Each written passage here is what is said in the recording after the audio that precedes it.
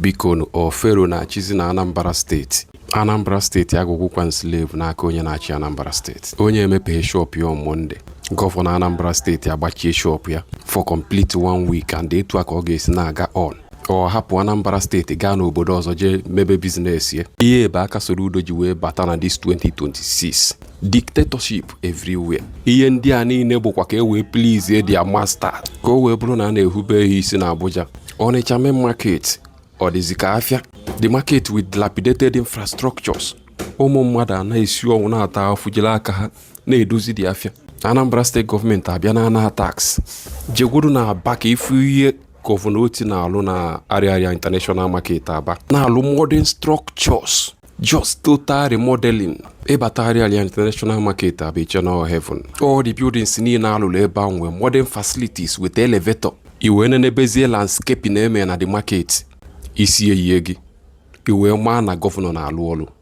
Petne na Onitsha main market. Negwodo Onitsha nwane a na-ekwu na a ga-emechi. Biko negwodo na-afịa anya. Ifela na-emekwa Anambra steeti. Ifela na-emekwa awa gọvanọ. Ọ dị afọ ihe a na-arụ na Abia steeti wetela anya na Anambra steeti.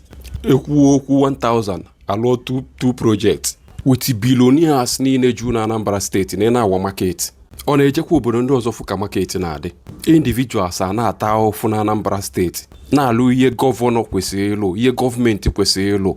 Individuals takezie over ọlụ gọọmenti. Imecha na tax mechie dia market just ka iwee zasa chukwu na-ebele ekwekwe n'ihe ọjọọ.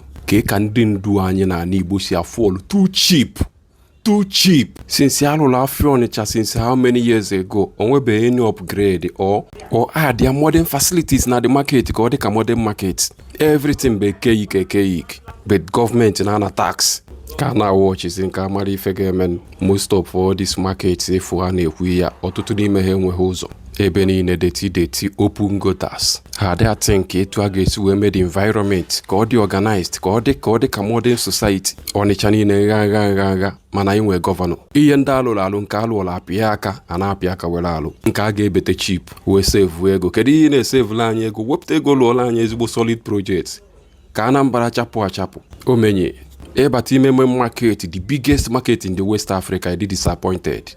Isi oyi ebe afịa nwa na-ekwu maka ya. Poor infrastructures.